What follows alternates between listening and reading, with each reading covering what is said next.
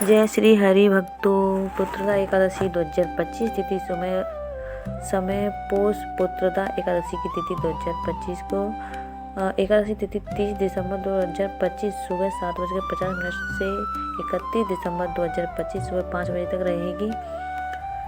व्रत मतलब उपवास व्रत 30 दिसंबर को रखा जाएगा और पारण व्रत खोलने का शुभ समय 31 दिसंबर 2025 दोपहर 1:26 से 3:31 तक रहेगा। पारण का श्रेष्ठ समय है ये व्रत खोलने का समय। विशेष यह साल 2025 की अंतिम एकादशी और विशेष एकादशी व्रत भी है।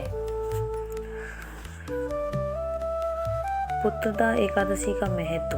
पुत्रदा एकादशी का महत्व है। पुत्रदा का अर्थ है पुत्र देने वाली एकादशी, अर्थात संतान प्राप्ति, संतान की लंबी आयु, सुख समृद्धि और परिवार के कल्याण के लिए ये व्रत अत्यंत पवित्र माना जाता है। भगवान विष्णु की आराधना इस दिन विशेष रूप से की जाती है क्योंकि विष्णु ही भरण पोषण के देवता माने जाते हैं। पुत्रदा एकादशी व्रत कथा प्राचीन समय की बात है। भद्रावती नगरी में राजा सुकेतुमान और उनकी पत्नी रानी शेप्या राज्य करते थे। राजा रानी बहुत धर्मात्मा, दयालु और प्रजावत्सल थे, परंतु उनके जीवन में एक बड़ा दुख था, उन्हें संतान नहीं थी। राजा को संतान ना होने का बहुत कष्ट था। उन्हें चिंता रहती थी कि पितरों का तर्पण कौन करेगा, वंश कैसे चलेगा, मृत्यु के बाद मोक्ष कैसे मिलेगा। राजा और रानी ने कई यज्ञ, दान, पुण्य और व्रत किए, लेकिन फिर भी उन्हें संतान प्राप्ति नहीं हुई। वन में तपस्या। एक दिन राजा अत्यंत दुखी होकर वन में तपस्या करने चले गए। कई दिनों तक उन्होंने भगवान से संतान की प्रार्थना की। एक दिन वन में उन्हें महर्षि लोमस का दर्शन हुआ। राजा ने ऋषि को अपनी सारी व्यथा सुनाई और संतान प्राप्ति का उपाय पूछा।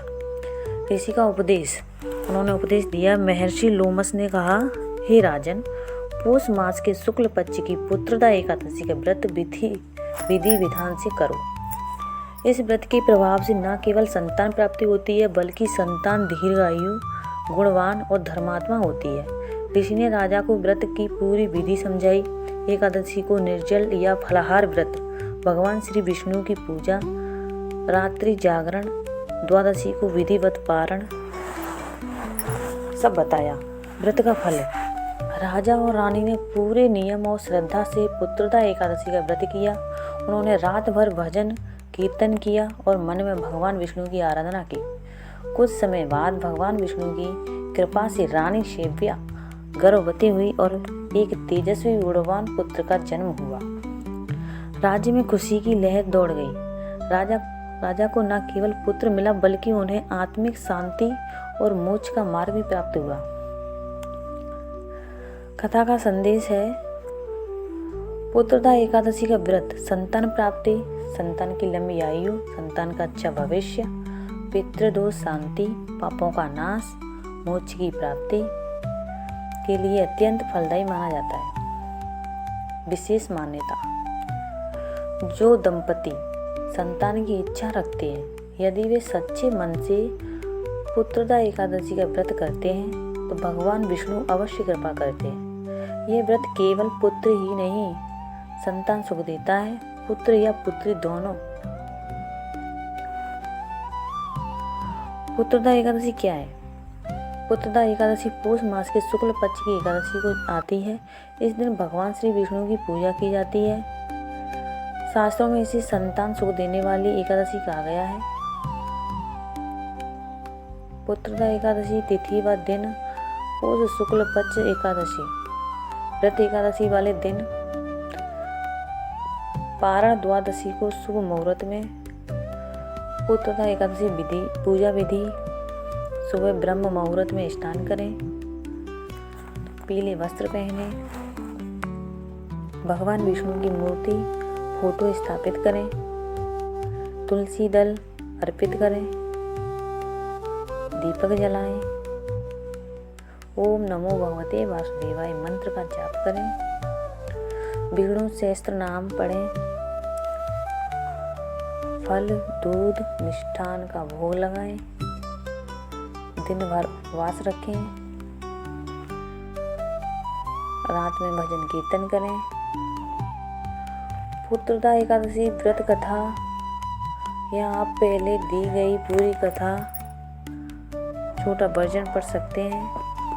पुत्रदा एकादशी के चमत्कारी लाभ: संतान प्राप्ति, संतान की लंबी आयु, पितृदोष शांति, घर में सुख समृद्धि, वंश वृद्धि, मोक्ष की प्राप्ति। क्या ना करें? अनाज ना खाएं, प्याज लहसुन ना खाएं, झूठ क्रोध निंदा ना करें, तामसिक भोजन से दूर रहें। क्या खा सकते हैं? फल, दूध, दही, साबूदाना, कुट्टू आटा, सेंधा नमक। स्पेशल मंत्र: ओम नमो भगवते वासुदेवाय। 108 जाप करें। अगर आप सच्चे मन से पुत्रदा एकादशी का व्रत करते हैं तो भगवान विष्णु अवश्य आपकी मनोकामना पूर्ण करते हैं। जय श्री विष्णु। 50 नियम पुत्रदा एकादशी व्रत से पहले द्वादशी के दिन से पूर्व। व्रत से एक दिन पूर्व से ही सात्विक आहार लेना शुरू करें। दान का संकल्प लें। गरीब ब्राह्मणों को भोजन दान दें। घर को साफ सुथरा रखें और पूजा स्थान तैयार करें। मन को शांत करें। भक्ति का संकल्प लें। तुलसी के पौधे के प्रति सम्मान रखें। व्रत से पहले ब्रह्म मुहूर्त में स्नान करें। एकादशी के दिन पूजा और उपवास। सुबह जल्दी उठें। साफ धुले वस्त्र पहने। स्नान के बाद पूजा स्थल स्थापित करें। भगवान विष्णु की मूर्ति चित्र स्थापित करें। पंचामृत से अभिषेक करें। पीले फूल, धूप, दीप अर्पित करें। तुलसी के पत्तों का उपयोग करें। ओम नमो भगवते वासुदेवाय मंत्र जाप करें। विष्णु सहस्त्र नाम का पाठ करें। भजन कीर्तन करें। आरती अवश्य करें। प्रभु विष्णु को फल और दूध सहित भोग लगाएं। संभव हो तो फलाहार रखें। जल, फल और दूध ग्रहण कर सकते हैं। अनार, केला, सेब जैसे फल खा सकते हैं। कट्टू, साबूदाना, सिंघाड़े के आटे से बनी चीजें खा सकते हैं। साधारण सेंधा नमक का प्रयोग कर सकते हैं।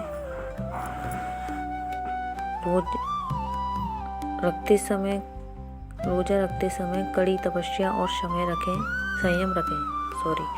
मानसिक रूप से शुद्ध और धैर्यवान रहें। क्रोध अवश्य नियंत्रण में रखें। झूठ, वाद विवाद से दूर रहें। पाखंड और शिकायतों से बचें। एकादशी के अनुष्ठान: भगवान विष्णु की कथा पढ़ें या सुनें। संतान प्राप्ति की मनोकामना का जाप करें। मंत्र जाप 108 या 1008 बार करें।